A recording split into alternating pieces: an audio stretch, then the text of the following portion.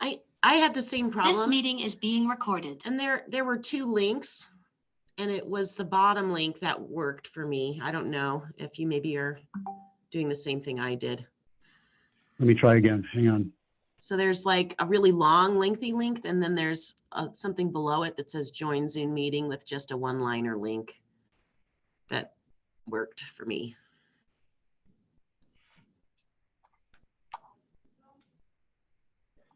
And Perry, just so you know, we were just catching up after spring break, so you haven't missed any of the agenda. We're just reporting on the last days of good snow, I guess.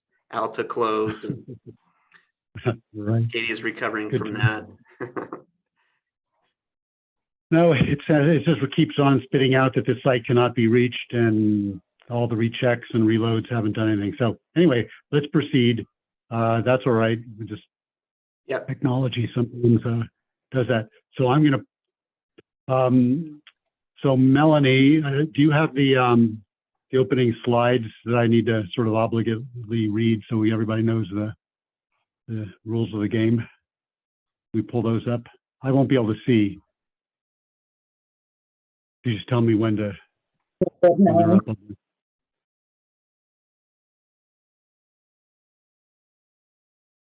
Carrie, I'm happy to read them when Melanie gets them up if you want, or we can just read them. No, why don't you go? Yeah, why don't you go ahead and do that? And the only correction is that it's the Utah Cannabis Research Review Board per legislative language, not cannabinoid. That's been changed, although the title on each one's slide now. So we'll change that for the next meeting. But in the meantime, everybody knows. Okay. So yeah, why don't you run through those? That'd be great. And Melanie, now I lost your screen. Sorry, when I went to share it, everybody went down to like this big and I couldn't see it. So I'm going to try it again. Okay.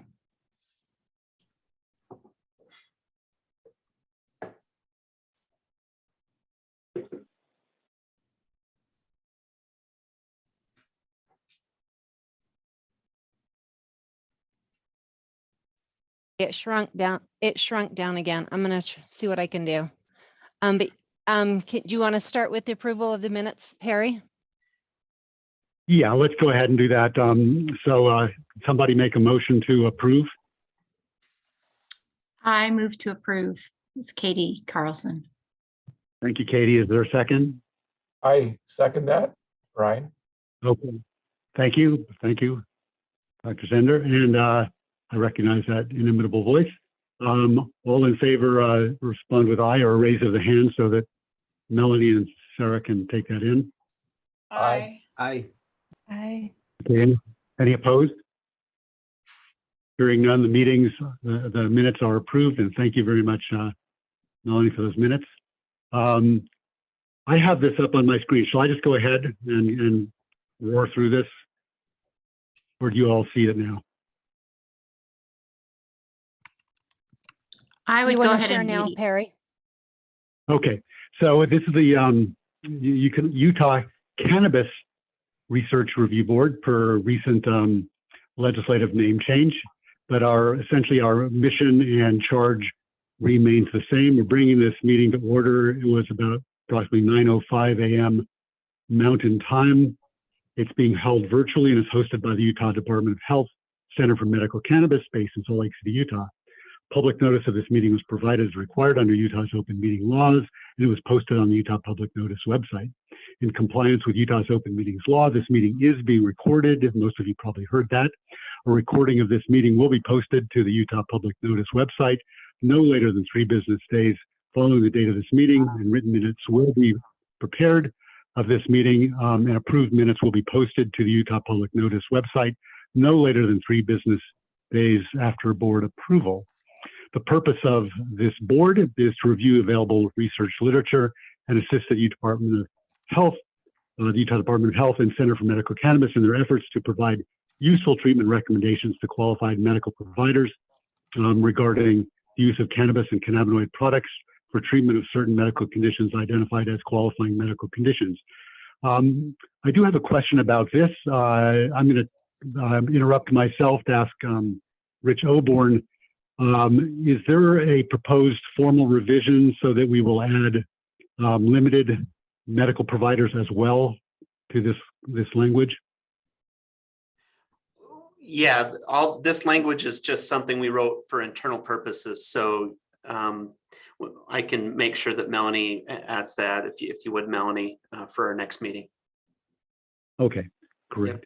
Although I think some of this was extracted from the legislative language as well. So we'll just make sure we're in compliance with that. Yep. All right. Thanks. And the board now consists of myself as chair. Now, Dr. Lauren Heath, is there an updated status with regards to that position, Rich? Yes, we do have a contract in place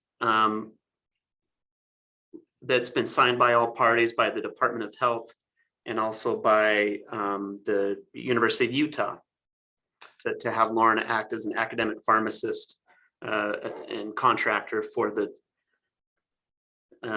Cannabis Research Review Board and the Utah Department of Health. Okay, will that be starting officially as of May 1st? Am I correct in that? Yes, Lauren, I believe that's the date that shows up on that contract. Is that correct? I actually haven't seen that most recently, so I'd have to check and get back to you. Yeah, we'll confirm that for you, but yep, it's been signed by all the parties. But as of today, Lauren is still on the board through the rest of April? Yes. Correct? Okay. Okay, Lauren, I didn't want to jettison you prematurely. I just wanted to make sure I understood where things stood. This is a bit of a bureaucratic process. It takes a little bit of time. Dr. Brian Zender is with us. Dr. Katie Carlson, Dr. Misty Smith, Dr. Jennifer Norris, Dr. Matthew McIff, and I'm very pleased to announce that Dr. Michael Moss in emergency medicine will be joining the board as of May 1st, and this will be pursuant to Dr. Heath's redirecting her energies towards research directly with the Center for Medical Cannabis and the Department of Health. So very excited about having Dr. Moss join us with representation from emergency medicine. We have as our continuing Department of Health Human Services staff, Dr. Michelle Hoffman, Rich Oborn, Melanie Shepard, and Sarah Ponce. And Perry, just really quick, we do have some other guests from the Utah Department of Health and Human Services. Mark Watterson, he's our Governmental Affairs Director, and also Paul Ray is our Deputy Governmental Affairs liaison. So that I believe they have both joined the meeting as well. Okay, I apologize for not having seen you because I'm offline and don't have. So Rich, Sarah, and Melanie, please interrupt ad nauseum as you need to because I'm flying blind here. So thank you for being my navigators. We do welcome any visitors to our virtual meeting at this time. If you're logged into the meeting with a phone number and not a name, please type your name in as a comment or state your name now so we can add your name to the meeting minutes. Melanie, is there anybody that you need to address? Nope, just you're the only one. Okay, and you know what my number is, so good. A public comment period will occur at the conclusion of the scheduled agenda. Select the raise your hand function appearing at the bottom right of the screen, and we'll do our best to accommodate a request to make a comment. State your name, affiliation, and disclosure related to financial interest pursuant to the agenda item you would like to address. Comments will be limited to 2 minutes per person unless further questions are addressed by the board. And Melanie will be our sergeant at arms with regards to that. As a courtesy to everyone participating in the meeting at this time, we request that you place yourself on mute unless you're speaking to the group, and I will do my best to do that as well as we proceed. Board motions and votes will be recorded in minutes. And with that, we are underway, and I'm going to pull up the agenda. We have approved the minutes, so we're pretty much getting back on track. We have a vote scheduled for today to approve the bylaws, which have been minimally amended in terms of content, which everybody has had an opportunity now for several weeks to review. The only significant edits that have been returned as of this morning have been format and grammatical and that sort of thing in nature, not in terms of any additional comment. So is there any further discussion by board members with regards to the bylaws that we'll be going forward with now that there is some new legislative language, and we're into our moving now into our third year of operations?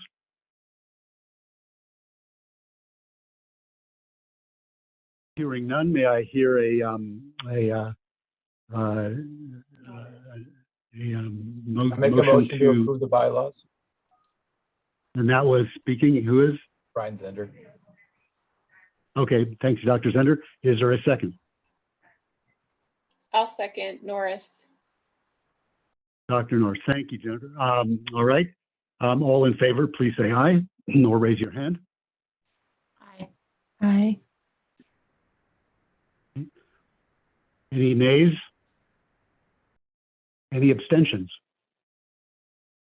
We'll consider the bylaws now officially approved by a full vote of the board. And thank you all very much for your time and review. And moving forward now, we have a very special guest, Carrie Silcox. And is Carrie on with us as of yet? Yes, I'm here. Great. Carrie, I'm so disappointed. I don't know if you had that. I don't have a visual here to welcome you, but I truly appreciate your joining us. And did you, is your deputy or associate on with you as well? Yep, I'm here. My name's Christy Rigby. I'm a deputy commissioner with Department of Public Safety, and I work closely with the office. Welcome. Thank you very much for joining the both of you. It's really a privilege for us to be able to hear directly from you and the very, very important work that you do. What has motivated this invitation, just to remind everybody that we had a bit of a discussion within the last meeting, is that we're aware of two sort of separate sort of facts. And the question is there a connection and any information that you can bring to bear and help inform this process with the view of public health and public safety moving forward? And one of those is the now very frequently reported over this last several months of increased automobile incidents with morbidity and mortality, fatalities over the last couple of years. The other is that since this program, the medical cannabis program, is up and running, there are now more than 40,000 individuals who are using cannabis through this program on a regular basis. And although we don't have full information as of yet about detailing the dosing and the dispensing and all that is pursuant to that, although we will hopefully over the course of the next year or two, since we've now been funded for evaluation of those types of data. The vast majority, as we've researched, at least the products that are available through the various pharmacies, cannabis pharmacies in the state, demonstrate that a significant amount, and by significant, I mean more than 95% of the approximately 1,000 products available are actually relatively high dose THC products. And they greatly exceed the recommendations made by both the literature reviews that we in this board have done, as well as the national and international consensus guideline documents that recommend dosing of THC as a component of a medical cannabis product. And those doses do lead to blood levels that clearly would not only suggest, but have empirically demonstrated to be impairing by virtue of pharmacokinetic studies and pharmacodynamic studies that relate to that, and including driving. And so all of these separate sort of factoids have brought us to inquire, is there a relationship and a potential issue with regards to public safety and driving? Is there anything we need to be aware of or do? And are there additional tools that we need or public safety officers need to allow access to appropriate use as intended, but without causing either individual or public harm? So those are the questions that we've raised, and I want to now turn this over to you all to enlighten us. So the floor is yours. Thank you very much. All right. Well, good morning. I'm Carrie Silcox, like I said, the Highway Safety Office Director. With me is our Deputy Commissioner, Christy Rigby with the Department of Public Safety.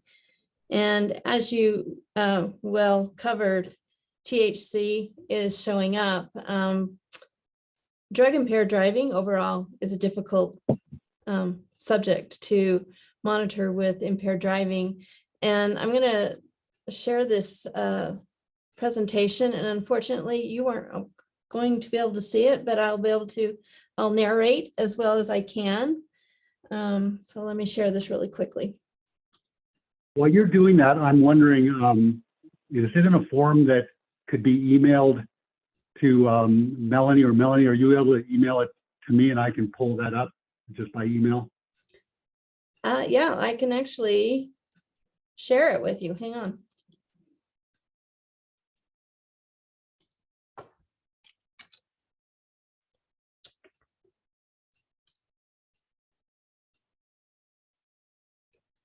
And let's see. And who am I? Is it? Who else should I share with this? Perry.fine@gmail. Okay. Carrie, I'll put my email in there and then I can share it with everybody if you want to send it to me. Okay, that's fine.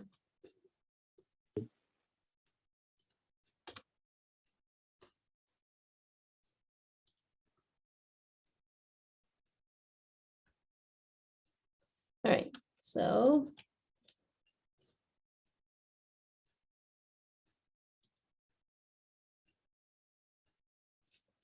Sorry, I use Google more than Zoom, so hang on a minute.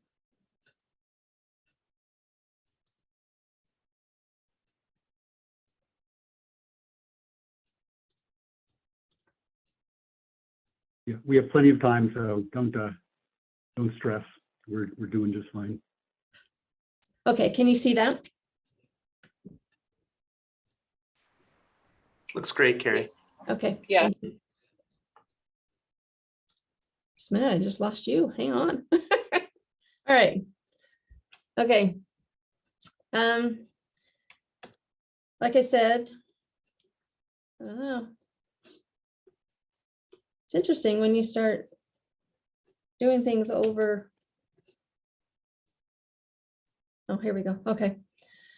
Just wanted to give you a quick background of what we do, just so you understand when I start talking about partnerships and the things that we do. But our mission is to change behavior so everyone on our roadways arrives safely. So that's our goal. And we are a division of the Department of Public Safety. We cover all sorts of all the road users.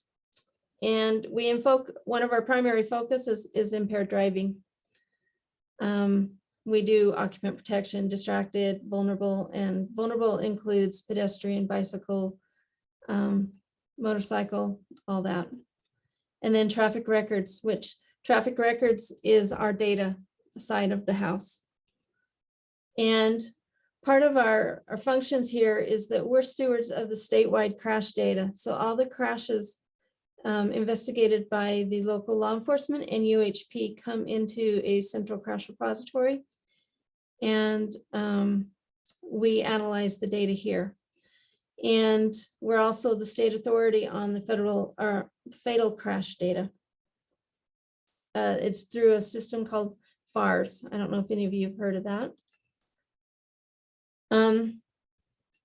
Part of this being steward of the crash data, we partnered with the Department of Transportation and the University of Utah to create a Transportation Institute. It's called UTAPS, Utah Transportation Public Safety Crash Data Initiative. And what we did is we reduced the redundancy between both departments in looking at the data, analyzing the data, and now there's just one source. So it helps both agencies out. And we're able to increase our research opportunities and improve the quality of the data. We're in our, let me think, 5th year, I believe, of doing this. So sounds like a long time, but we're still working out some of the logistics. But we're doing well, and we're now being able to get into some of the analysis side of it. The Highway Safety Office, like I said, manages the FARs, which we create a case file for every fatality that occurs on our roadways. And I have a FARs analyst on staff that manages that. In addition to the crash side, we also fund a position through our impaired driving program at the Utah Toxicology Lab to focus their efforts directly on the DUI cases so that we can get the DUI cases tested more quickly, and also so that they will begin testing for both drug and alcohol. In the past, nationally, it was an issue where they would find alcohol and stop and not test necessarily for drug unless it was specifically asked for. With this funding, we've asked them to test all samples for drug, which has helped us to get a better picture of what is going on, especially with THC, which I'll get into. With all that, we still have some challenges within drug impaired data. First and foremost is, although we can now see the presence of drugs in both the crash side of it with our fatality data that we get the BAC data and the drug data from the toxicology lab on each fatality, and we get it from the toxicology for DUIs. But because we see what drugs are in the system, that does not indicate impairment. We can see what's there, but because there's no per se limit for any of these drugs, we can't say that this person was impaired over this person. Excuse me. So in the crash data side, there's some additional challenges. For one thing, and you were just hitting on this, and I think maybe we can talk as a group here. Our crash report does not identify whether the person in the crash holds a medical marijuana card. So we cannot analyze whether we see THC come back on a fatality, whether that person was a holder of the card or whether that person was an illegal user of THC. So that is one issue there. And also getting just a good amount of fair data, solid data, with training our officers to go back once they get their toxicology data back. And we've asked them to go in and amend their crash report and resubmit the crash report. And that process doesn't always go as smoothly and as timely as we'd like. And we are working with local law enforcement agencies and our patrol to increase that process. Right now, our FARS analysts and our traffic records program manager are able to go in and update a lot of those reports, because we get the same reports back for the fatals, and so that we can go and update them, but we don't get them for all the crashes. And so, or any of the tests that the officers may submit on, a crash that happens, and they submit for something that they see in the vehicle. And then also our researched drug data goes back to 2017. So we're just barely getting a good solid baseline for what we're seeing. Prior to that, much of this process was all manual and on paper. So you can imagine 60,000 crashes That's a lot to go through on a manual process. And on the toxicology lab data side, we just started this program with the toxicology lab in 2020. And so we only have some good solid analyzed data from 2020 forward. And those only, we're only getting the data on the samples that are sent to the state lab. So there's those challenges. With that, we are getting a fair amount of data, and it's actually helping us move forward with some of our programs. And I'm hoping I'll be able to show you some graphs in a minute, but we are seeing THC has always been a high drug on all our crash data analysis, and for a good reason, because it's all around us. It's not just the date that medical marijuana became legal in Utah, but it's all the states around us with easy access for everyone. If you figure Nevada, West Wendover has a dispensary right over the border. Colorado, they have them right over the border. So people have access to it right now illegally. So we're having a hard time determining that. And as you said, even the medical side is a higher potency. So we asked the troopers what they're seeing, and our lieutenant over our DUI group responded that they're seeing an increase in edibles in the vehicles, with just a normal to slightly higher with the traditional types of marijuana. And in regards to medical marijuana, they're seeing, they're doing more the field tests, but they're seeing a fair share that they don't give DUIs to because they don't meet that impairment level. So I guess that's a good thing for the medical marijuana side, but they are seeing a lot where they're pulling them over for the medical marijuana. And then again, vape pens are out there. They're difficult to detect, and there's a large quantity in those. Here's just some quick comparisons. I wanted to compare and show you a comparison between THC and all the others, and then alcohol. What an interesting thing we're finding is THC users were finding a high prevalence of alcohol. So if you were to look just simply at like meth users, there's not a high prevalence to use alcohol with that where THC is. So I added alcohol into these graphs so that we can compare THC use with the alcohol. For the THC use, we've ranged from 2017 at 16% to 2020, we've raised to 25%. So we are seeing an increase, but it's always been there. Any questions so far?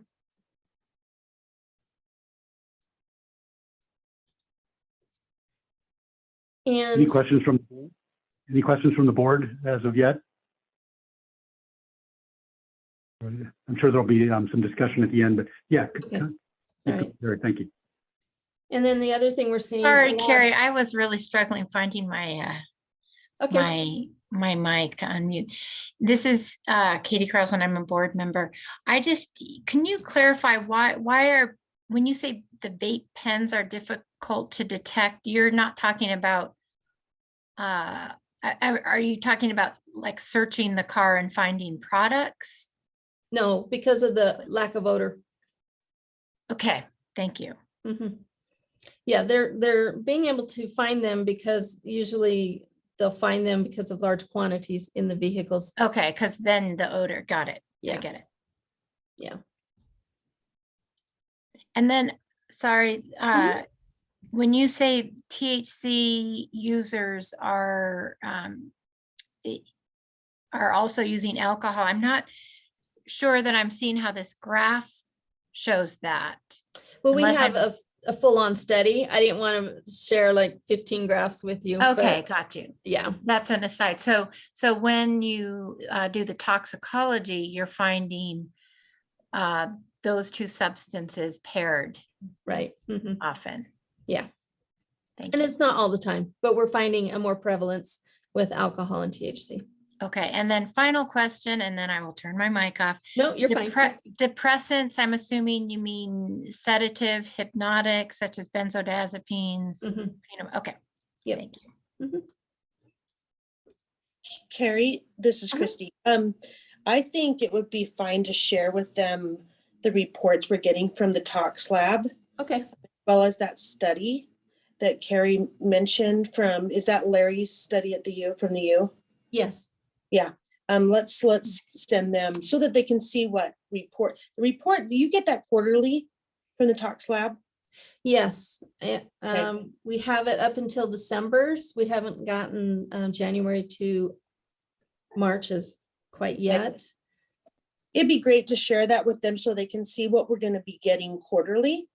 And that's probably something we can just pass on to them each time we get it. Yeah, that would be great. If you guys like that, I'm assuming you would. Carrie, this is Perry Fine. I apologize since I can't see what you're presenting. Is the toxicology, are those values urine toxicology, blood toxicology, both in individuals who are considered to be impaired? I think it's both. Yes. It is both. So what's the, if an individual, say, is thought to be impaired, what is the frequency by which blood or urine is actually sent for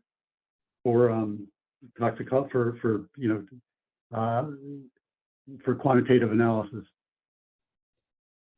I wouldn't have a number for you. They have a. We can ask, let me write that down. That's a really good question. Let me ask our law enforcement and we can even email that answer. Yeah. These are the people on the road, you know, and who knows, I mean, but they probably would have a good idea of, you know, if you're thought to be impaired and you're going to potentially get a citation for DUI, I believe they pretty much have to have some sort of analysis to, you know, to go through the court process and the administrative process with driver license. So I'll get that answer. We do have a program where many of our law enforcement, we have several programs. First of all, we have a drug recognition expert program where they're taught, you know, obviously to see the signs for drug use. But then we also have a program where several of the law enforcement officers become phlebotomy certified so they can do their own draws.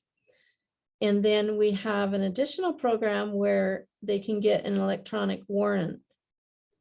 No matter what time of the night, they can reach out. There's certain judges, they're available 24/7 that they're able to get e-warrants to do these draws. So it isn't uncommon to be able to do a draw. So on the roadside. The tricky thing is you know, with alcohol, you can obviously do blow directly into the apparatus and it'll give you a number. With THC, it's another matter because there can be latency and you can have levels in the urine that don't reflect actually what the contemporaneous blood levels are. But blood levels are sort of the only way right now that you can compare and determine if somebody is impaired.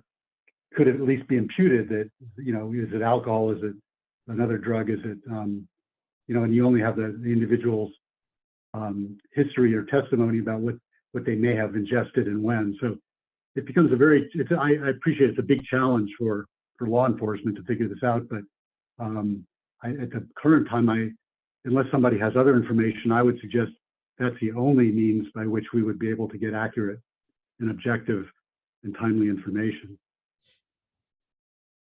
Right. What was I going to say? Lost my train of thought. Sorry. There are some saliva-driven tests, but they're not totally supported by our federal partners at this point. So they are working on those. Right. Right. Any more questions?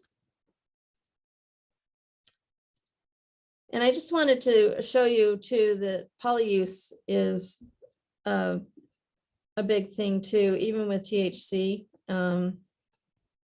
If you look at the levels of one drug and then 2 drug, 3 drug, 4 drug, and when I send you the information on our toxicology from the toxicology lab, you'll see we have up to 6 and 7 drugs in a system.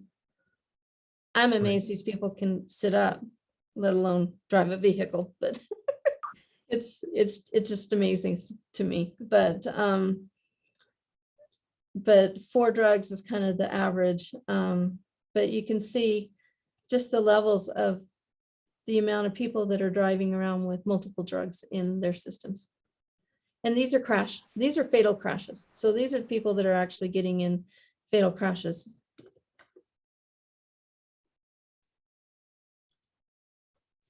And this is just I wanted to compare our top 5 drugs found in fatalities. So I added alcohol, and the interesting thing, and when I send you the report that the University of Utah has given us, it's quite lengthy because the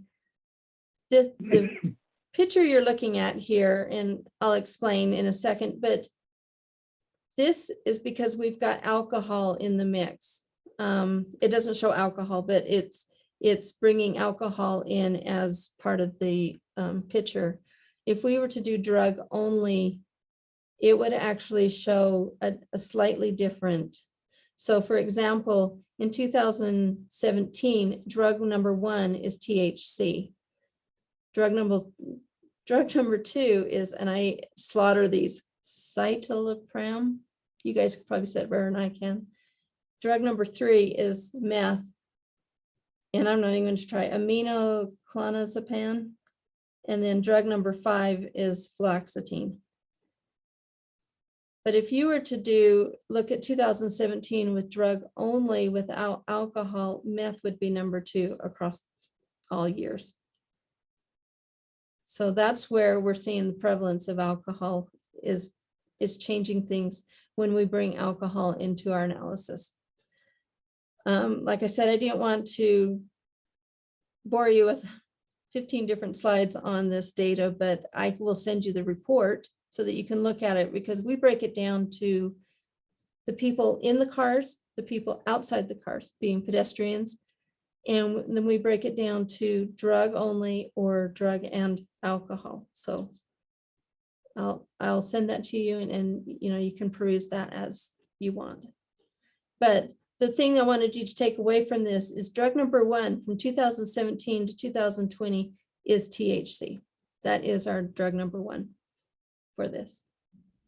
Well, thank you, Carrie. What we'll do, just as Perry Fine, is the board will review that study, and then we'll have a discussion at our next board meeting to get more into the depths of it. But so thanks for that, and go ahead, please proceed. Okay, and then just the toxicology drugs. Now this data we're getting from the DUI cases for the most part. This comes from the toxicology lab, and drug only for October 2020 to September 2021 is drug only, we're seeing 49%. Alcohol only is 34%. THC metabolite, we're seeing at 21%. THC, strictly THC, is number 3 on the list at 17.3%. Meth is number 2 at 19. because we go by federal fiscal years, so October 2021 to December 2021. Drug only is down to 45%. Alcohol raised slightly to 37%.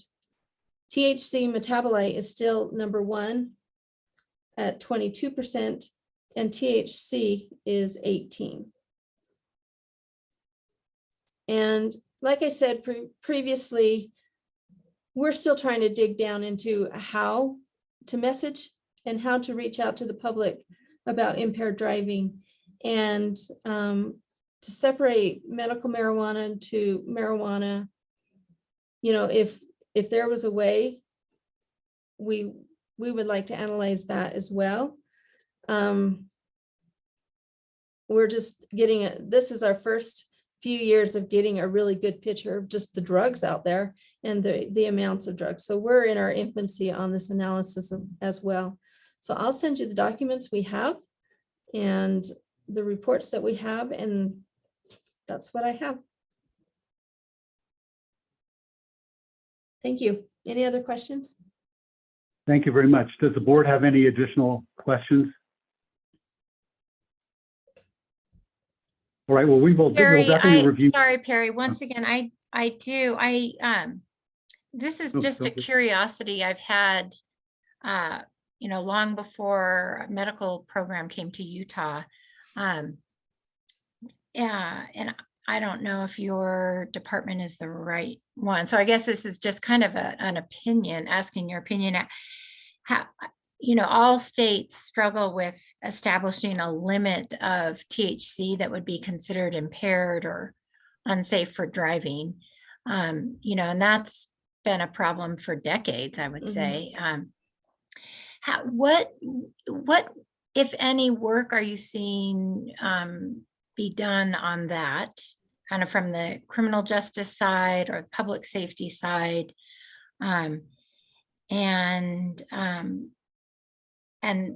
you know, what do you see in terms of the future of that as a possible tool to help enforce safety and promote safe usage?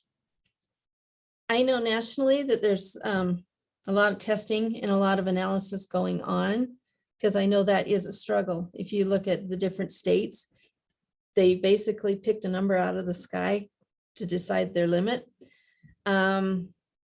And right now, because of just the ingestion versus smoking versus and all that, it's hard to come up with that. It's so new. I don't know. I can't even give you a time frame, but I know that is a discussion when I go to a lot of my national conferences. That is still a big discussion of how are we going to get on top of this? And it brings in scientists, it brings in the justice system, it brings in all levels of this. And I don't know, people are still working on that. I wish I had an answer, but. Carrie, I'll add to that as well. You know, I don't know personally if we're ever going to have a limit, because with these drugs, and you all know better than we do, everybody handles it so very differently. And it's evolving daily. What we see on the road today is going to be different than what we see on the road tomorrow. And I don't know when that's going to stop. So the emphasis really, and Carrie mentioned this DRE, drug recognition expert program, the emphasis is should be on law enforcement roadside testing evaluation. So if someone's driving impaired, you can tell that there's something wrong there.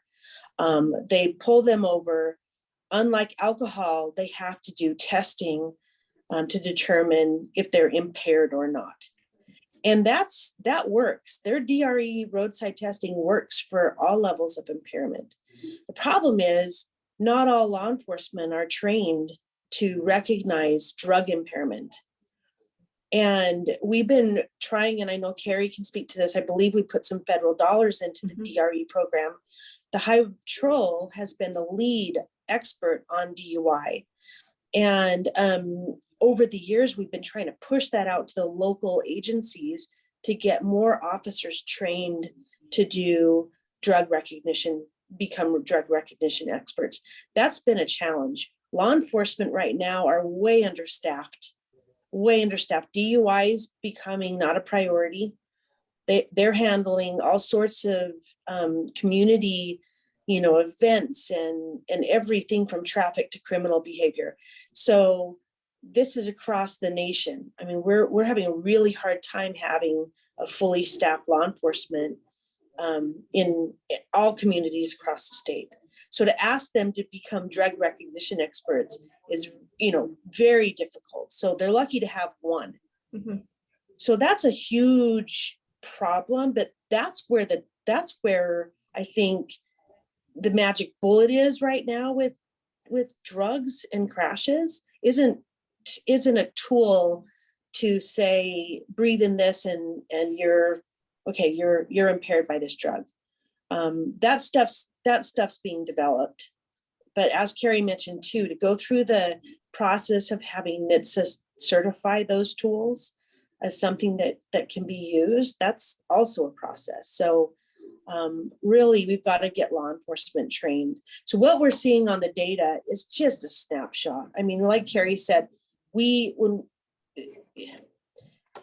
Utah's actually ahead of the game. We started collecting data before it became legal. Medical marijuana around then. A lot of states aren't collecting any of the data that we're collecting until they're full on decriminalization and they don't even have a baseline. So I didn't answer your question, I don't think. There's a lot going on, and it's hard to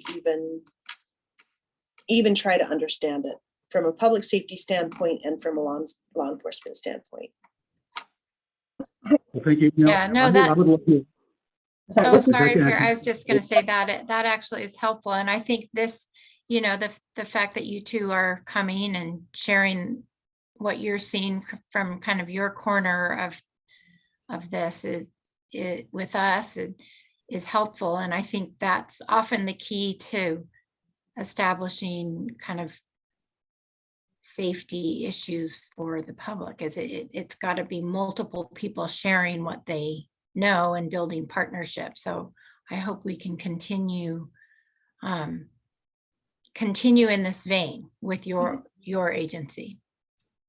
Thank you. Hi, this is Sarah, Department of Health. I just wanted to ask, I don't know if Christy and Carrie are aware, we've created a link for law enforcement so they can look in the UCGIS database to identify medical cannabis card holders. I don't know if that's commonly known. Okay. Yeah, I know that. I'm actually over BCI as well, Bureau of Criminal Identification. So I help kind of facilitate that. But we don't match that up with the crash data. There was a lot of sensitivity with, honestly, we don't even match that up with CFP holders. That is something that stays in UCGIS for one purpose. And that's for your purpose, but we have not, and eventually that could be expanded. But right now, that's not something that's been politically supported. I'll just say that. Okay, thank you. Right. Yeah, the use of the UCGIS search for whether someone holds an active medical cannabis card, that is specific to the narrow purpose of during a law enforcement encounter, determining whether or not that person is in legal possession of a medical cannabis or not. It's used for that sole purpose. Otherwise, law enforcement would have to have a subpoena, or if there were an academic researcher that wanted to do research on these topics to, correlate certain data with the medical cannabis card holder data, there's the ability to request that under strict privacy guidelines that would be established by an institutional review board, an IRB committee. So, yeah. Yeah, we just with the crash data and just the EMS data, we have to be very careful. And we actually had to go through a legislative process just to link those two. So we're used to that. And I've not even entertained the medical card side of, I'm working on just getting the crash data as well as we can get it, and the toxicology data as well as we can get it. And just so all of you are aware of what you see, it's very aggregate. We do not have any, even when I send it to you, it's what you see is what I get. It's just the result and the date. That's basically what it is. So with all that said though, research, that's the key. So Utah Criminal Justice Center, you see, I'm sure you're all aware of that, University of Utah. We've got a couple projects with them. And I think that will open the door. I think this would be a great research project for some grad student to go in and do a data sharing agreement and look at, crashes or citations involving legal users and illegal users. Because you mentioned 40,000, right? I think I wrote that down. Yeah, we just hit actually 47,000 last month. Yeah. So my guess is triple that, and that's probably your illegal users. Mm-hmm. It'd be an interesting project, and I see that coming. I just think there needs to be a political environment to support that. So this is Perry again. That is a wonderful discussion actually, and brings up some important questions.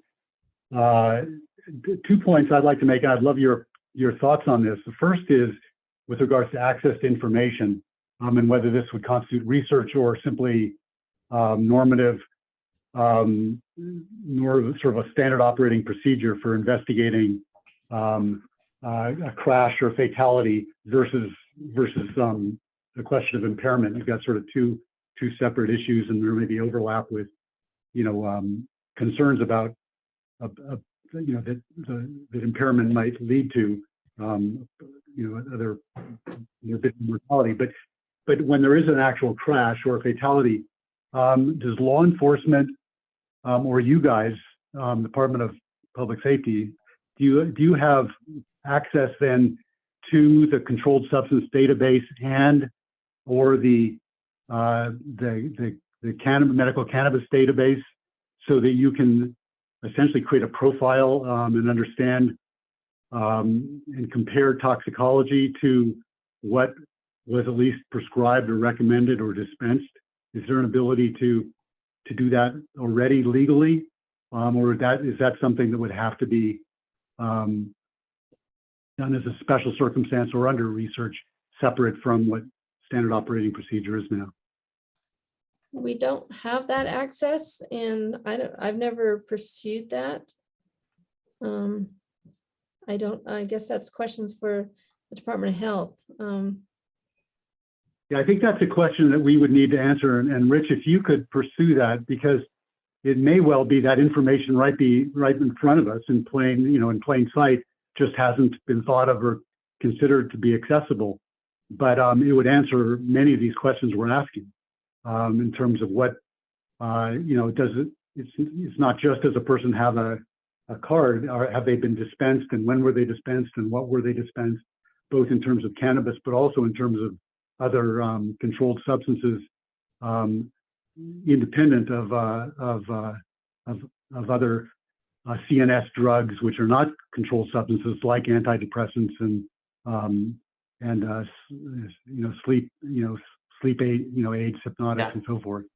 So Perry, you're talking about comparing two separate data sets, one from DPS, one of our medical cannabis card system, and comparing those and finding correlation between the motor crashes and medical cannabis card holder, active card holders, compared to those without cards. Is that what you're talking about? Yeah, I mean, it's a question of what's really going on here. Is who's at risk? What was sort of pharmacological profile of or history of individuals who are involved in crashes? Is this something that is attributable to a medical program? And then that which then slides into the second question, which is really what our job is as and our charge is as the Cannabis Research Review Board. It's not just sort of curiosity and wondering and what's going on here. It's what's our charge and our role, and our role is to help inform providers, healthcare providers, as well as the public about what may be efficacious, what may be safe, what may be healthy, what may be unhealthy. And so this sort of information really we need it in order to be able to underscore and provide both professional and public education programs about what not only the formulation and the dose in terms of what but also the timing of when people have taken something, not unlike even though there's no medical indication, there's no medical alcohol program in the state. What we tell people is, look, if you blow over 0.05, that's a problem. That's a limit, and you may or may not be impaired. There's a lot of variation and impairment there too, but we set a limit in terms of blood level, and we apply certain laws and limitations and regulations to that. And so we need to help inform people about if they take X amount by X route, and for what period of time, when should they not drive, or they are subject to not just potentially being impaired, but potentially if they are stopped or involved in a crash, a DUI. So it's a matter of personal safety, public safety, as well as individual risk and liability. So we just need this. We can't really be helpful unless we have that data. Now the sort of limits, as you said, everybody is affected differently, but we do know that without where alcohol is concerned, we've created limits that are somewhat arbitrary. Obviously, Utah at 0.05 is one of the lowest blood level states in terms of alcohol use, but that's the limit in Utah. The studies that have been done looking at equivalent impairment in terms of judgment, memory, reflex and reaction time, wandering off of a center line in tests that, for instance, that paper I sent everybody to review, does answer some of those questions. And the equivalency to what would be the amount of impairment equal to 0.05 or 0.08 on an alcohol blood level to a THC blood level has largely been answered by pharmacokinetic, pharmacodynamic studies and these neurocognitive tests, suggesting that somewhere over 7 nanograms per milliliter, if I'm remembering correctly. I might be remembering that wrong, but at least it gives some guidance.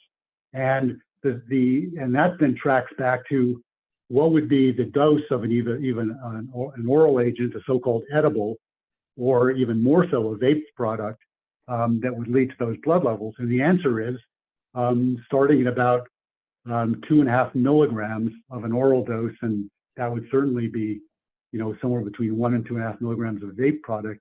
You have blood levels that would lead to that level of potential neurocognitive and judgment and reaction time impairment. So that gives us some guiding pharmacological principles. But out of all of this, we need to sort of package this so that we can make recommendations which is our job, to safeguard the health and well-being of not only people in the program, but also help give guidance to limited medical providers as well as qualified medical providers, just like just as in medicine we do with other drugs, and tell people to be, exercise due caution. How that translates into DUI and so forth is a whole another dimension that would be taken up, I think, by you guys in highway safety and law enforcement, but from a purely public health standpoint, hopefully I've sort of underscored those areas where we have an interest, and where we can team together and collaborate to create sort of a coherent program where everybody feels, at least they understand what's going on and contributes to a safer environment for people to be able to operate a motor vehicle, whether they're a medical cannabis user or not. That was a mouthful. Carrie, I'm curious about your thoughts about putting that all together, and if you have any thoughts about how we should go forward in proceeding, and where you would like for us to intersect with you, and if you'd like, how you like to continue this relationship and collaboration. I would welcome this collaboration. Bottom line, I love data. So, but right now, just as a quick side, we're trying to come up with a message for impaired driving for not alcohol, but for drug use, and it's difficult. So this would definitely help us give some guidance on that. But I know it's going to take some time, but giving some fact behind all of this would help your side and in our world as well. So I would welcome this. As far as where to start, the same conversation came up when I was working with the EMS side of the Department of Health on how to share the data with them to come up to share pre-hospital data. Mm-hmm. And what it came out with, and I still need to meet with them, is we're for privacy issues, it may be that we have to create a key on our side and a key on your side, or somehow so that your data stays over there. And I would have to talk to our IT people and make sure that our private data stays here. So that would be the first step, is to figure out how we can create these keys and share the data without sharing the private sides. Right. Yeah, we've done that before at the Department of Health, using resources in our Center for Health Data and Informatics. And they've created some tools that have been very effective in achieving that goal with other agencies. And so that, Perry, would be a resource that we can rely on in the future, is using the Center for Health Data Informatics at the Department of Health in that effort. Great. Very so, we really are starting from a baseline of probably very little insight. I would bet that if you asked all providers in the state who are recommending cannabis, and all patients who are receiving and have a medical card, and said, what dose taken by what route, at what point in time is it safe to operate a motor vehicle, they would not have a clue what to answer. I mean, they just don't know. Whereas if you asked, how many beers can you drink, or how many martinis can you drink, or how many, ounces of alcohol can you drink before you should go out and, risk driving a car, most people would have some insight in an answer for that. And so we have a lot of education to do, but we really need to start with the facts. And I think, Rich, now that we'll soon have Lauren on board, and we'll be able to sort of prioritize the areas of researching what we do know and creating at least some guidelines and guidance based upon what we know, and determine what we don't know. We at least now have some resources we can go forward with that. So this is very, I don't know, exciting is the right word, but it's very informative, and I think very important in terms of our charge.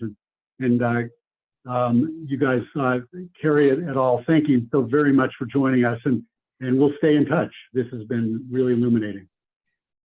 We have a hand by Matt McGiff. Please proceed. Thank you, Melanie. And Perry, I just wanted to underscore two of your points that you made and add my emphasis to it. I think you said to provide some kind of package, and I think that's important. You know, we're never going to find this holy grail of a specific level or something that's going to be perfect for everyone.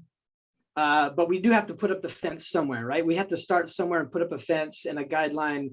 We do need that. And I think that the slides that Carrie showed, that data was really revealing to me and spoke to me as a primary care physician. The drugs, how many comorbid drugs were in there: sertraline, citalopram, fluoxetine. These are antidepressants, anti-anxiety medicines. THC also could be used for that same purpose. So, you know, we can't always look for the one thing that's going to make the difference. It is a whole, impairment can be a whole process of medicating depression, anxiety, and mental health. Half of what I do is mental health. And I really think that underscored, that's part of the problem. Is it's a overarching problem, not just one specific drug. It's a very global type problem that induces impairment. You can have people with panic and anxiety who are on no medicines that are impaired drivers. Right. So you can see how grand this problem can be. And I think we all should, you know, remember to take that into account, not make the mistake of finding or looking for this one holy grail. But on the other hand, like Perry said, we have to put up a fence somewhere. And I think what you said, Perry, was you know, we have data to start from, and comparing it to alcohol is also very insightful. That a lot of users can kind of tell, you know, at what level they're impaired. It's not going to be perfect, but I think this is a great start.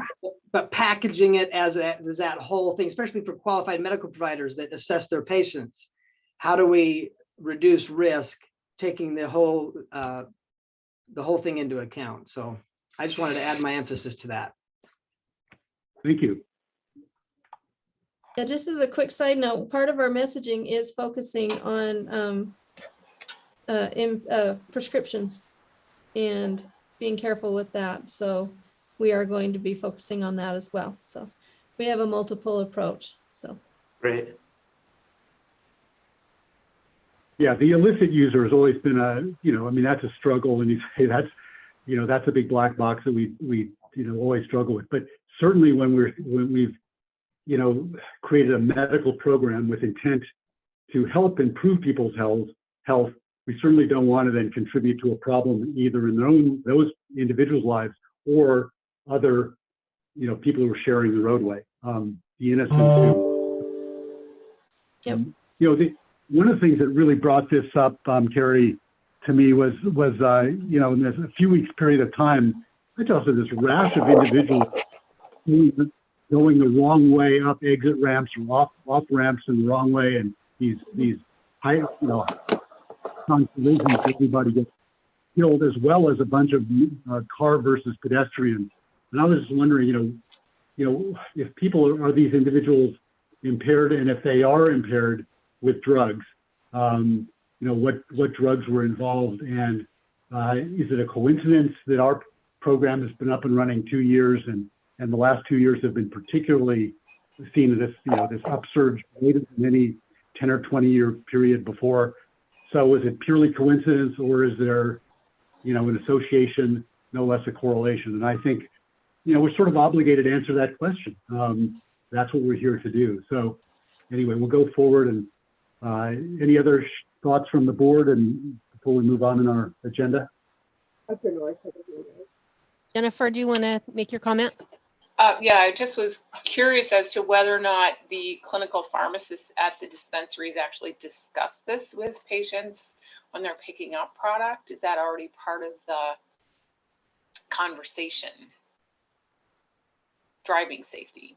My understanding is it is. We do have 1 or 2 representatives from different medical cannabis pharmacies here in the virtual meeting. That Perry, if you'd like to chat with or recognize one of them to share it, but I believe it is. It's also something. It's a warning that shows up on the actual product label that's required to be by state statute placed on every product label. A warning about impairment. And many of the medical cannabis pharmacies and processors place additional information, warnings that aren't statutorily required. They go beyond the statute to make sure that, that those warnings are a part of what appears on the actual container. Yeah, I would love to hear how those discussions go. I tell you what, let's forward through the rest of our agenda. I think it'll be Perry, I pretty know, quick. Perry, it's Katie. Well, before we let Carrie and Christy go, I want to know if any of the data that you'll be sending us, any of the slides will include age. Yes, there's one piece of the data of the study that we can get from our fatalities that we do have age and gender. So that would be great if you can include that. And also, I don't know if you're able to send any info on just impaired when you're finding these agents in people's system. Yeah. To know what their age is would be really helpful. I believe that's in there as well. If not, I will pull some information on that for you. We do have that. Thank you. Mm-hmm. Hey, Perry, the next item on the agenda is Rich about the updates for Center for Medical Cannabis.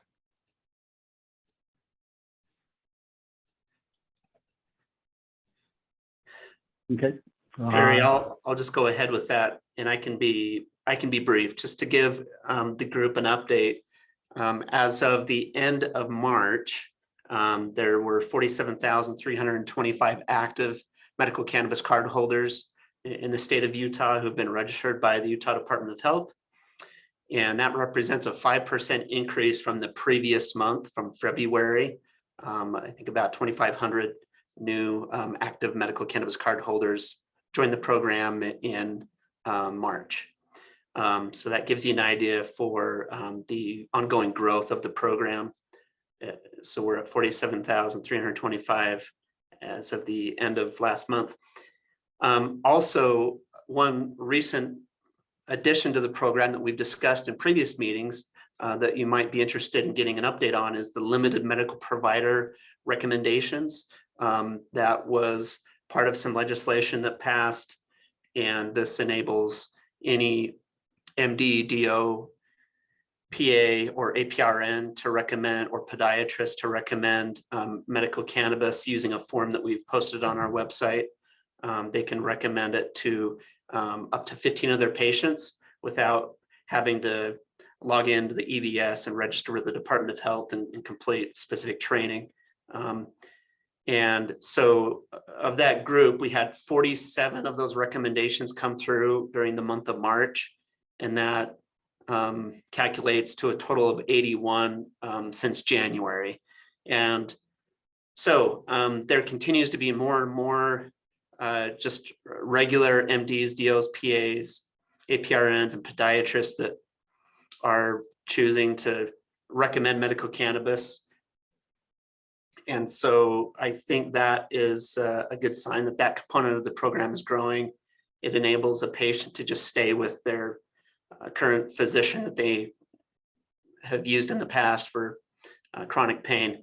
It also enables patients who may have used a QMP in the past, but they feel more comfortable using their regular physician, to go back to that regular physician, to have a conversation with that physician about medical cannabis, and if that physician is willing to recommend it to them and be a part of that recommendation, then they'd be able to get that. As long as the recommendations are under 15, they could do that.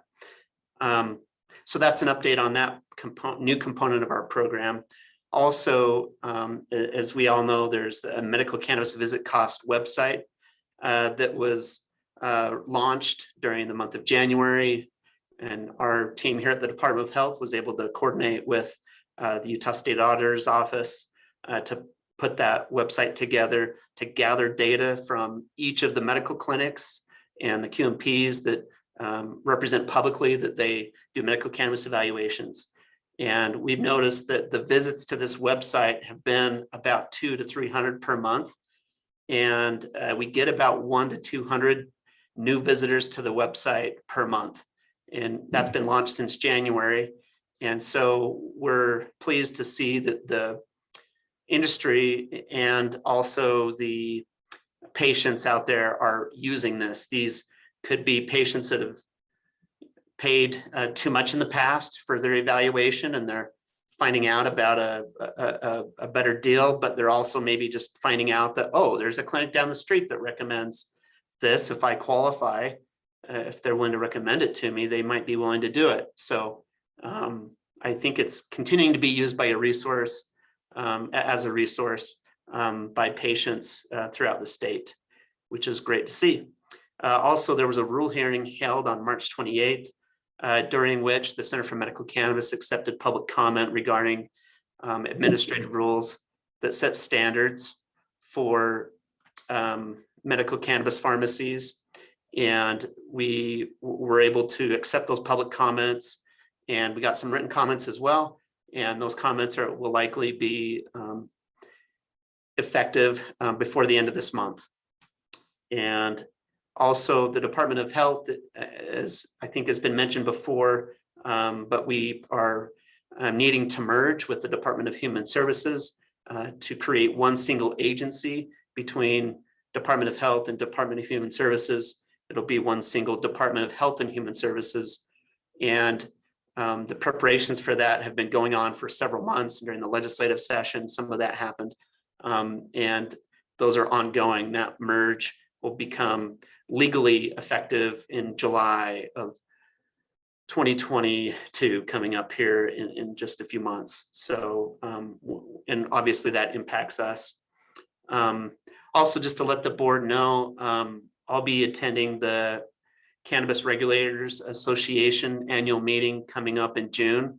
And that's where we have an opportunity to coordinate with other medical cannabis programs throughout the US.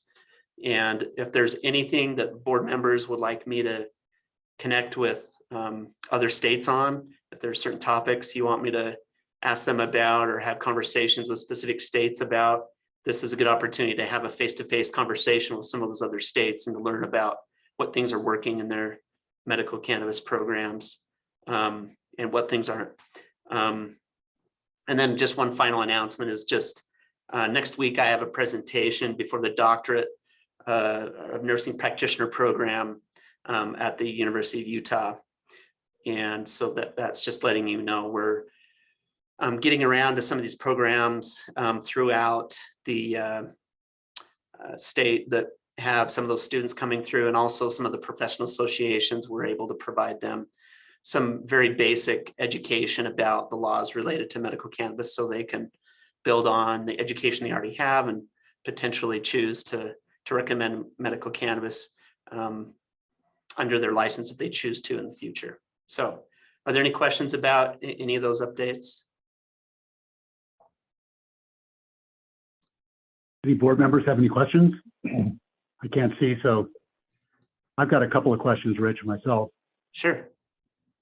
You know, it's interesting that since the limited medical provider program was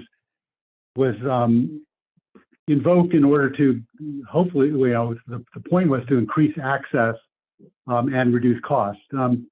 It doesn't sound like you said there's 81 recommends or something. That seems like a relatively low number for a 5% monthly increase in total use. So presumably those other recommends are coming from QMPs. Is that correct? Yes, right. I mean, that's been before January of 2022, 100% of them came from QMPs. And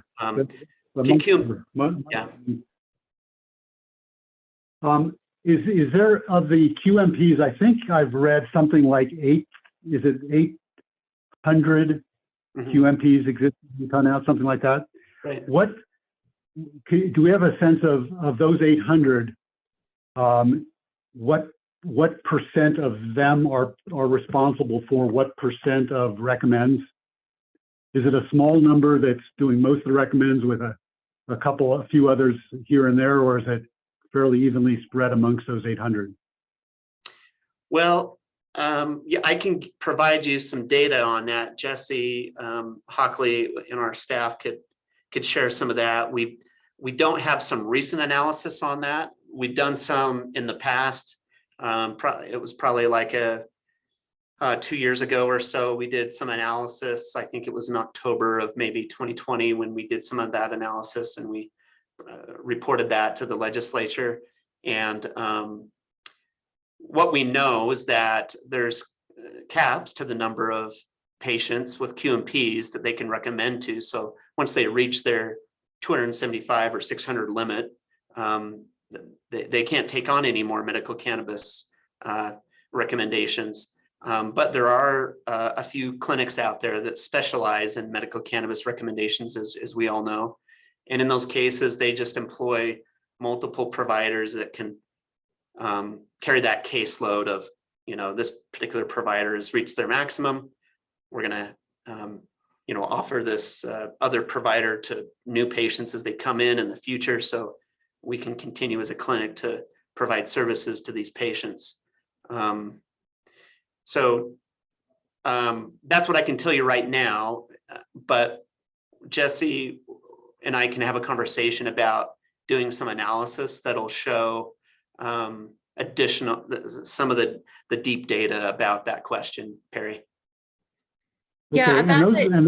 those- I just want to Correct. say, so just, Rich, I think what you're saying is in addition to providing what Perry's asking, like specific providers and the number of recommends they're making, you and Jesse will look at clinics and the number of recommends.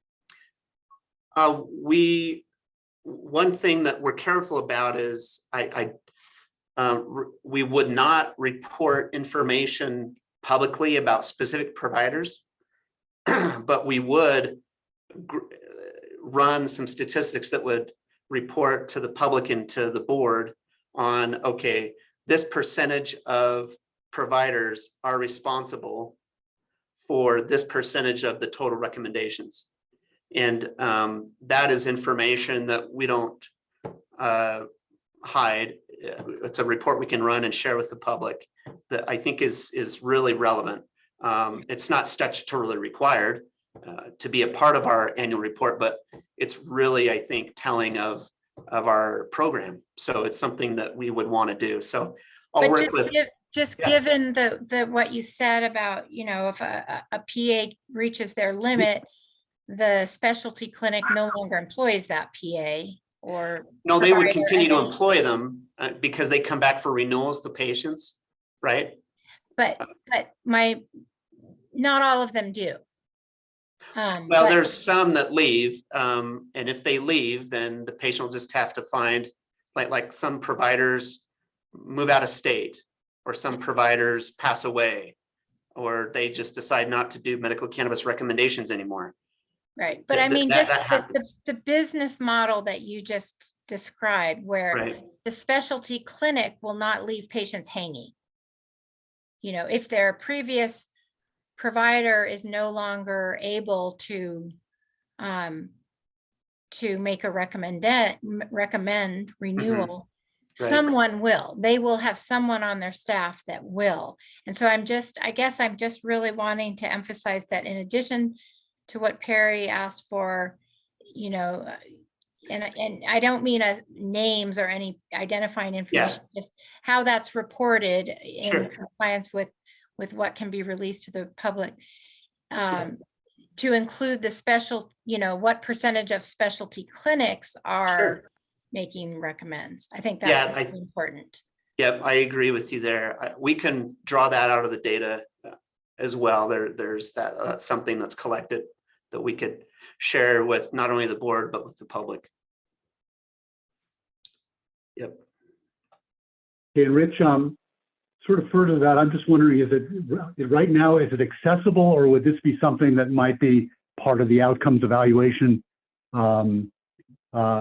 process that, that's now been funded? And I also want to ask where the status of that is. But in order to determine for those clinics or those individuals that are QMPs or have a group of QMPs, do we have any information on what, since it's now an annual renewal, do we have any information on follow-up visits for those patients just to evaluate as a sort of normative in medicine with a new prescription or a new recommendation or something? Do we know or have an ability to determine if there are actual follow-up visits for evaluation of those patients, independent of simply renewing a cannabis card? That's not something that's collected, but we could evaluate the possibility of doing a survey, I suppose. We would need to evaluate that. And just to clarify also, Perry, you stated there's an annual renewal, and that's true, but that has to be approved by the provider for it to be annual. Otherwise, by default, it's every 6 months. And I believe for the majority of patients, it's still every 6 months. It's only if the provider authorizes it to be annual that it is annual. Also, in rare cases, some providers request that the card be issued for a shorter time period than 6 months, in very rare cases. So that power is held by the provider. In the current program, they're able to do that if they choose to. But we wouldn't collect data about, hey, if they're allowing it to renew every 6 months or every year, how many times are they meeting outside of the renewal? That's not something that we collect. So there's reliance on the providers to exercise discretion as they meet with patients and treat them for real medical conditions, for persistent pain, and for cancer, and for for PTSD and all these other conditions. As they continue to treat them for those conditions, are there additional appointments? Often, yes, there are additional appointments because they're treating the medical condition in many cases. So they just don't want a one-stop shop. We're here for cannabis and that's it. I think. Well, that's really the question, then, isn't it? Is this a transactional program or is it a relational program? And medicine, at least under the Controlled Substances Act, is defined as a relational program, meaning there's a physician-patient, and physician obviously extends to PAs and nurse practitioners, but relationship, and that implies something beyond simply a transaction. And I think that's the question: is what's really going on here in terms of that? Is it simply a transactional business, or even well-intended? I believe people should have access to this, all recommended, or is it an ongoing process? I know you can't answer the question now, but that's the kind of information I think that really helps us and informs us as a research review board to help inform that this is a medical program or it's something that's extra medical, only being called a medical program. Well, in the law, it's definitely a medical program. It talks about a physician-patient relationship. There's no doubt about that. It's legal. It has to be a physician-patient relationship where they document the meeting that they're treating them for this specific condition, right? That's the way the law is written. And then I'd say I didn't mean to invoke an argument here, or that there are things that are as legislative and statutory language defines that it's a medical program. But I'm talking about what's the normative practice of medicine. For instance, I establish a relationship with a patient and I prescribe duloxetine for neuropathic pain and depression, and I don't see them back in 6 months, even though I've established a quote relationship. I see them maybe in a week, 2 weeks, a month, and repeatedly, or phone calls and interact, because I'm looking at positive effect as well as risk management there. So that's what I'm talking about, not the statutory language. So anyway, I don't want to. It's an important discussion. I just thought, I was wondering if there's any capture yet, but that's something obviously we have to. We can work on that later. And something I would think would be in the data is that we'd learn that in many cases, there is a very the very approach that you described, where they're meeting within a few weeks after the first appointment. Why? Because they don't want the patient to waste their money on a medicine that isn't working, whether it's medical cannabis or some other pain medicine, right? That they want to make sure this patient is getting the help they need. So in many cases, they do meet in a few weeks. In other cases, they aren't as careful. Just like it is in the medical model. Yeah, I'm just asking if there's a way to quantify that rather than this is an aspirational. Yeah. Because what you're describing is aspirational and desirable, but what do we know rather than what we're sort of hoping for? That's all. Yeah, and I think what we'd find if we did we'd have to do a survey, Perry, and what we'd find is it would be mixed. It would be similar to the medical market, the regular medical market, where some physicians meet often and others don't. I just want to say that we only have about 20 minutes left. So if you want to. Yeah, I was sort of accelerating. Rich, when is it? When are you having that meeting with the other states, folks? When is that? In June 6th, the week of June 6th.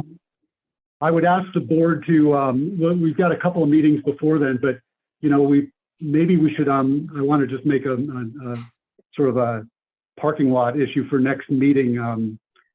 Sarah, Melanie, let's over this month have board members think of questions or issues they would like Rich to discuss with these other folks. I think some of the discussion points today are some of them about how are we looking at dosing and how are we looking at follow-up and how are we looking at outcomes and evaluation programs, impairment and risk management with regards to individual and public health. These are all sort of things I think would be very useful for us to understand what other states are doing. So let's sort of formulate those for Rich going forward. I'm going to hustle through these next three items, just there's really for information's sake, and then we'll get to, I want to make sure we have ample time for public comment. Jess Hockley, we had a meeting, just so everybody know, just a sort of a administrative meeting with him to find out, sort of what and where and how he's proceeding. He's now struggling through the database. It's a lot to go through, and he's working really avidly to try and get an understanding of milligrams sort of per dosing unit of the products out there, so we can create a list and have an understanding of what's available for recommenders to recommend, and what's in the products being available for patients in the pharmacy. So we'll probably wait excuse me, another month or two and get another sort of data dump, if you will, from Jess to see where that's going. But that's moving forward. With regards to acute pain, that's on the agenda because one of the line items under a recently passed and signed piece of legislation does add acute pain to the list of qualifying conditions. As we talked about in the past, there's some real challenges of how that will be operationalized, especially within inpatient settings where there's pretty significant regulatory rules with regards to drugs and how they're managed through MARs and so forth in an inpatient setting and all. But that, if you looked at the literature, there's only a handful of methodologically sound, that is IRB approved clinical trials with outcomes for acute pain. There are none that I could find that demonstrate the level of cause effect that normative regulatory processes would lead to a conclusion that there's a dose response or a specific dose that's efficacious for any particular acute pain problem compared with some of the other issues around more chronic or persistent pains. But I think that will go on the list of further literature researches that will probably have get on the list of work for Lauren Heath, Dr. Heath, to proceed with, so that we have a greater understanding, and we'll come out with some reviews and a guideline and a review of the evidence at a further sometime in the next several months. for the board to review. And then lastly, this item 7, which is discussion of researching and writing a summary of clinical pharmacology of the cannabinoids. One thing we really don't have in our the educational materials in our portal that sort of summarize the endocannabinoid system and pharmacology of cannabinoids is sort of a detailed understanding of what we know pharmacologically, but especially human clinical pharmacology and pharmacodynamics, PK/PD responsible with regards to not just THC and CBD, but CBZ and CBG and cannabinol, which at least some of those are now measured in the products that are coming through the dispensaries. And so I think we need a more detailed description of what's known about those and what studies are out there and what clinical trials have been done and interactions and so forth. So that's again something we'll probably put on our to-do list and create a sort of priority for Dr. Heath to be looking at and maybe to share some of that, not necessarily the workload, but sort of some guidance and understanding on a clinical pharmaceutical side with Dr. Smith, with Misty Smith, and then to go before the board so that we can understand and review that and then get that out to the both QMPs, LMPs, and the public. So with that, we are now exactly at 10:45. So I want to first ask if there are any quick follow-up questions by the board, and then or points to be made, and then we'll turn this over for public comment. And Sarah and Melanie, between the two of you, if you can sort of manage the board, if you will. Okay, Misty has her hand raised. Thank you. Thank you. I just had one quick question, a point of clarification on agenda item 7. In the literature searches, because I've already kind of been doing a little bit of that on acute pain, are we limiting it to the phytocannabinoid, marijuana or cannabis, and or are we including some of the synthetic cannabinoids and analogs that have had some clinical trial work done on them? That's for Dr. Fine. Yeah, at this point, I think let's cover the all the bases so that we really, as a board, understand what's out there, and then and then we'll make a decision about how to relay that information if it's relevant and products that are available. I think that people need to know about it, but let's not delimit ourselves at the current time. So thank you, Misty, for that and for the work you're doing. Thank you.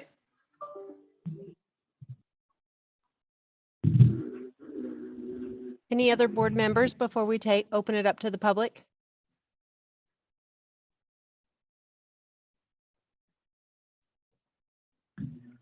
Great. So, I'd like to, I don't know who's on the call, but I would certainly like to ask the question, what sort of is the format for discussion at the time of dispensing with regards to operating potentially dangerous equipment or operating a car?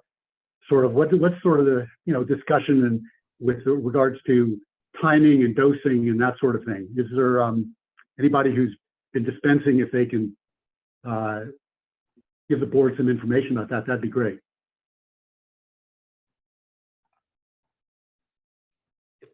If there's not a pharmacist that's on, JD Lawrence, and I know you represent Wholesome Co.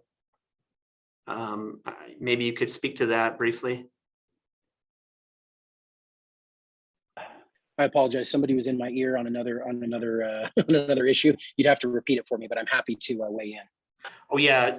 So the board chair, Dr. Fine, was just wanting to learn from a representative of a medical cannabis pharmacy how common it is for a pharmacist as they meet with the patient to talk to them about impairment with especially those products that are high in THC as they drive or use anything mechanical. How common is it for a pharmacist to introduce that into a conversation as they talk about those products with patients?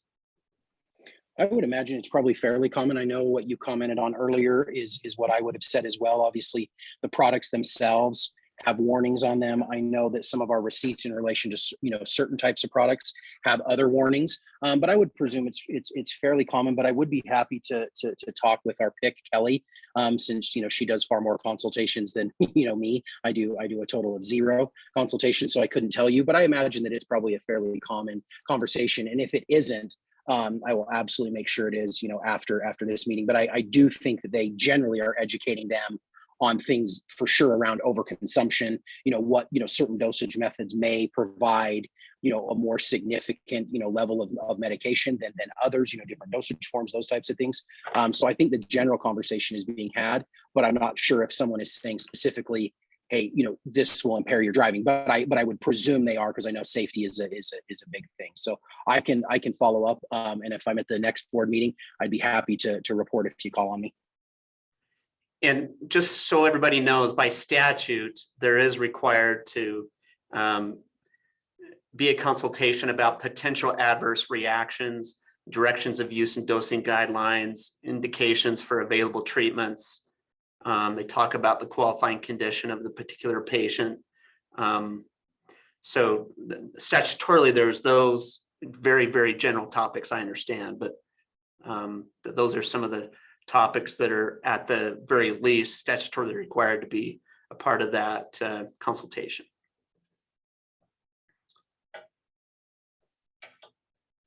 Any other board comments before we open it up to the couple of hands we have raised?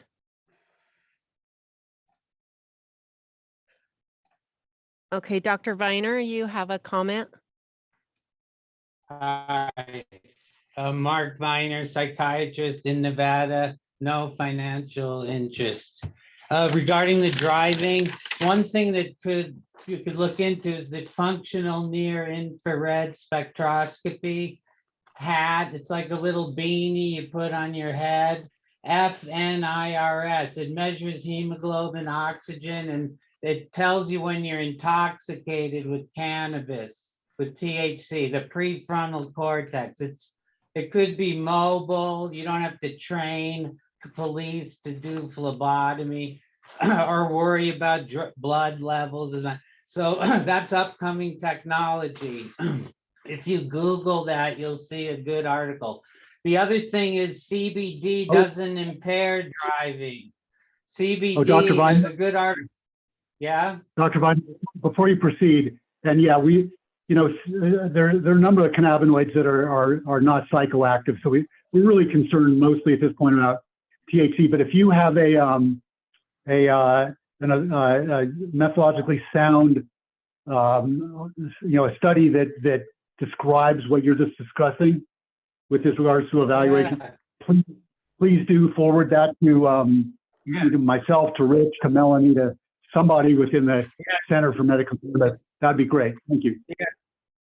All right, it's a great article. Now, CBD doesn't impair driving. So I tell my patients, if they're just doing CBD, don't worry as much, but obviously with THC you do. And that was published in JAM a few months ago. And the driver's suicide, as a psychiatrist, that's a common method of suicide, albeit violent. And antidepressants, they usually have those on board, so they shouldn't forget that.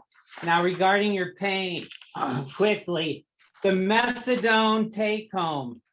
It should be easy to bring in a vapor stick for the patient, just like it is methadone take homes when they go inpatient. The pharmacy just contacts inpatient pharmacy and they dispense it to in the hospital. Because vaporizing, as you know, does work. There's a contradictory article to the one you presented, Dr. Fine, in the same journal, Anesthesiology, that said vaporizing within 45 minutes helps acute pain.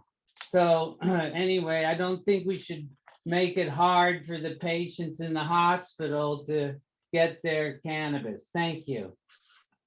Thank you. I don't regulate hospitals, so I don't really have any input there. But I do want to make sure that we've got all the relevant literature at our disposal. So Mark, if you could send, our job is to evaluate and be open-minded, not to limit. So if you've got other articles that I wasn't able to locate, or that to help Lauren and her searches or whatever, just send anything and everything along, and then we can evaluate the quality of the literature. So thank you. That's very helpful. Anybody else? The next person is Christine Stenquist. She had her hand raised next. Good morning, board. Thank you for a great presentation. It was really insightful to hear some of the information that was presented. There was a lot presented, so I'll try to be as thorough but as brief as possible. I do have some concerns about us addressing the metabolites and THC in patients. I would caution us to take in more data and more information from surrounding states so that we have adequate data. I'm a patient that has been using cannabis for a decade, multiple times a day.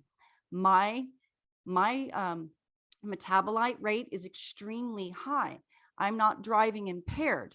A patient who is new to the system could be starting out on very small or minimal doses of cannabis, 1 to 5 milligrams, and be highly impaired and not have register markers. So I'd caution the board to, yes, let's take in information, but let's do it adequately so it doesn't harm patients like myself who take in quite a bit of THC, and we need it for the type of pain that we're managing. I have trigeminal neuralgia, and it's very difficult to manage on opioids, and I get significant relief with THC. Another point that was brought up, and I think it was Dr. Perry Fine, and I would be happy to make this introduction for the board. Dr. David Bierman, he's located out of California, is associated with the American Academy of Cannabinoid Medicine. He can help address those questions that Dr. Perry Fine brought up about the endocannabinoid system and wanting a little more research and understanding with the pharmacology around that. I'd be happy to, Dr. Fine, to introduce you and Rich, and then you guys can share that information with your board. I am concerned still about the QMP program. I am grateful that the LMP program has been implemented and that we are hopefully migrating patients from the QMP, which I consider paper mills, especially some of these clinics that are running so many of them. I would like that relationship back in the hands of the physicians and the patients, and not in these clinics that aren't really carrying the patient's entire caseload. They're hearing snippets about how they're using their cannabis, but the relationship needs to be back with the primary care provider to help manage any kind of disease state that a patient is dealing with. So if we can, what I wanted to suggest is that we go back to the legislators and push that limit cap of 15 to broader, especially if we're having patients who are leaving a QMP and going back to their primary care. I don't want those 15 patient loads to go against our physicians that are taking back their own patients. Just something for the board to consider from a patient advocacy group. With that, I just wanted to thank the board for their continued work on this very difficult issue. I know it's very challenging to try to meet all the needs of industry, patients, and legislators and regulators. So with that, I'll yield the time. This is Dr. Fine. Ms. Stenquist, thank you. Those are all very, very helpful inputs. I want to extend your time by asking you a question. Yes, This reveals some of my biases as well. I agree with you that I think it's highly preferable that the person who has the long-term relationship with the patient, knows the most about that patient, should be the one who's informed and managing the care, and it's not just a a transactional thing. That's why I talked about transactional versus relational, and we'll find out more about that. My question for you is, my concern when that legislation came through was not that we extend the sort of privileges to recommend. It was that that the way the legislation was written, it didn't require any meaningful education or information to the person recommending on the LMP program. And that concerned me that anybody who's making a recommendation for anything should be knowledgeable, informed, and be able to be as helpful as they can with addressing the health needs of the patient. So what are your thoughts about that? The issue is, well, we're just asking too much and it's costing people too much to get educated, and it's taking too much time, and that's going to limit people. But isn't that just asking people to operate in the dark as well? So I'm really curious, as an advocate, which I know you take that role very seriously, wouldn't an informed, educated provider be a critical component of advocacy? And if so, how do we move forward with this? And how can the board help? I think that, thank you for the question, and I appreciate you asking my input. I think what we're looking at is we have to kind of look at what we're seeing with the pharmaceutical model. I mean, how much education does your doctor have on any of those drugs that they're being introduced to in that 15 to 20 minute little talk that they're having with a drug rep? So I think we have to lean back on our physicians having the schooling and education that they know that they will go and research. If they have a cannabis patient who is using cannabis and they have an open dialogue, if that physician is bumping into problems, they will go and search that out, just like they do with any other case. If a physician bumps into a patient that has cancer and they're choosing to do this together, they are working as a team. This would just be extended. Then that physician has a relationship with a pharmacist at one of these dispensaries. I used to be very against having a pharmacist in a dispensary because I was looking at the drug cost. But since I've been engaging with some of these pharmacists, they are catching some issues and concerns. So I see that relationship is beneficial, but I understand your concern is, how do we educate those doctors? And it really is having a patient that has cannabis as a tool and having that conversation with them, getting that feedback when they come back for a monthly visit.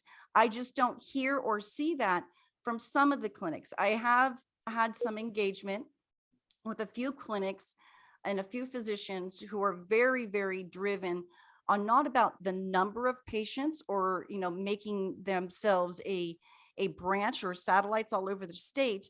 Those wellness clinics are really diving in deeper in helping a patient, not just with the dosing of cannabis, but overall health. What is their nutrition intake? It's exercising. There's a lot more to it than just what type of product are you using on your cannabis dosing and moving on. That's why I would like to see the relationship moved from a QMP transactional model back into what we would like to see in the field, is a developing rapport and conversation between the physician and the patient. And you just can't do that if you are putting up so many obstacles for doctors to get more knowledgeable on. I'm frustrated with what I see. I also see the concern. I understand that people are trying to make sure that we aren't that we're not treating this as a adult use model or a recreational model, for those who are unfamiliar with the adult use term. I know that they want some respect here, and it really is going to boil back down to getting away from paper mills.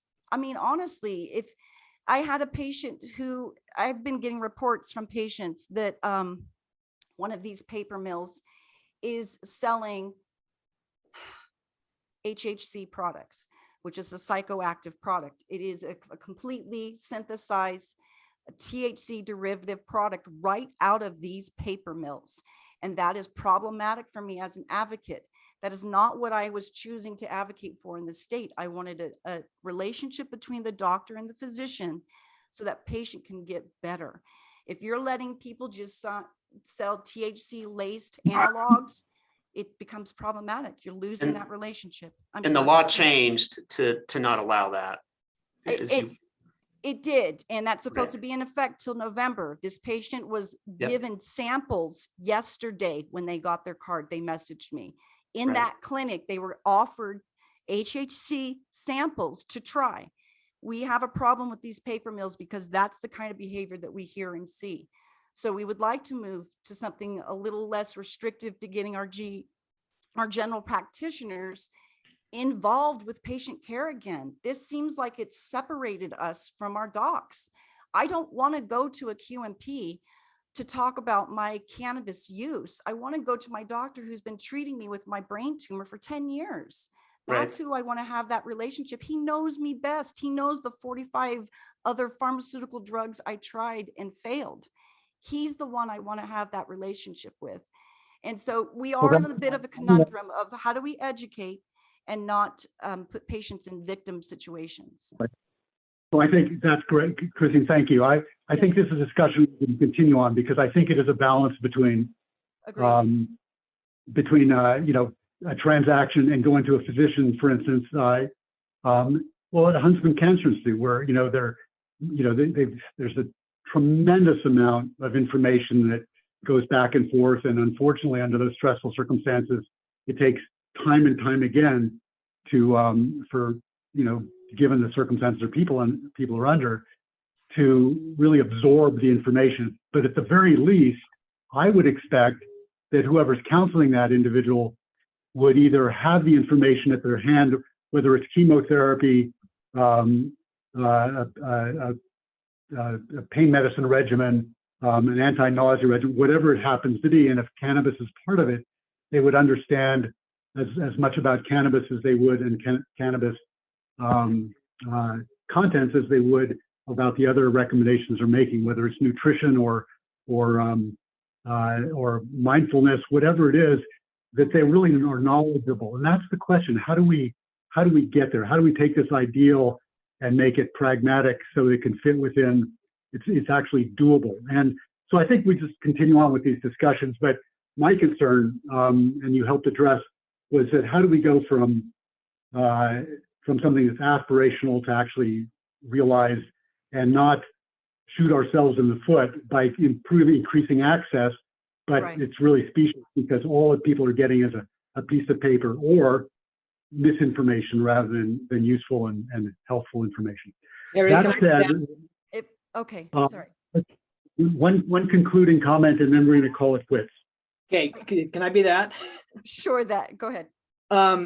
This is music to my ears. I'm a primary care doc, and I think exactly the same way. This should be in primary care doctors should really be involved in this. And I think a couple of comments about how to do that. Number one, I think this was the first year. Is this correct, Richard? This is the first year. I just renewed my DEA license, and cannabis education is now part of the renewal of DEA license. So that's one step in the right direction.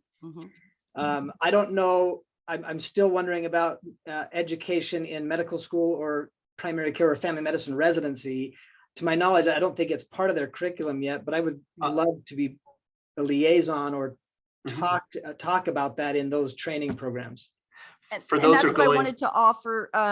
Dr. Bierman can help with that. The Academy of Cannabinoid Medicine could really help. And I would actually support what Matt just said. Absolutely 100%. We need to see this education happening in med school. We need an awareness campaign in this state to educate and not fearmonger, and encourage that patient-physician relationship, rather than it being with paper mills. That makes it feel like an adult use program, like you're just getting a piece of paper or a permission slip to smoke weed. This changes and shifts it and adds the respect it deserves. And just to add really quick, there was a critical amendment to the law that required that the University of Utah school, for those individuals that are training people to treat pain, their specific pain treatment program, they are required to be QMPs in Utah law today. Yeah, that's an anesthesia. Isn't that a pain track? It's specific to pain. Not a primary care track. Right. It's not the primary care track, but it is a step forward. I think Representative Ward was responsible for coordinating with the University of Utah on that, including that in the bill. So you're right. It's not primary care, but it is a step forward. Right. We are now at exactly the 2-hour mark in terms of when I was able to sign on. So it's gone a little over because of my technical problems. I really want to thank everyone who's been both attending and listening so avidly, the board, but also our visitors, Carrie Silcox and her associates, those individuals who, the public who have spoken, in advocacy and for information purposes. Thanks one and all, and we will see you again May, or hear from you, and I Can hope I to pose see a you. question real quick? Who's that? This is Kyle Egbert. Who My is question that? I have real quick before we finish. It was mentioned that there is a concern about the THC content. Who is speaking, and what's your association, and what's your financial interest? Remember, you got to follow the rules. I have no financial interest, and I am in the industry. Well, then you have a financial interest. You're in the industry. I'm not in the cannabis, in the medical marijuana industry. Oh, what industry? I'm Sorry, in I just can't see. Oh, well, you know what? I think we're going to pass on this. See if you can get your comment in for the next meeting. I think we've just gone over, and I just got to respect everybody. Kyle, you're welcome to email us on our website. Yeah. Send us a question. We'll get back to you quick. And same with you, Zach. If you have questions or comments, you're welcome to email us, and we'll get back to you as well. I'll send you an email right now, Rich, with this question. Okay. Thanks. That's helpful. I apologize that we go on over, but if it's something that you'd like to discuss, please do come back and try and get your hand up early next time. We'll see if we can get to you. Thanks very much, everybody. Bye-bye. Great work. Thanks, everybody.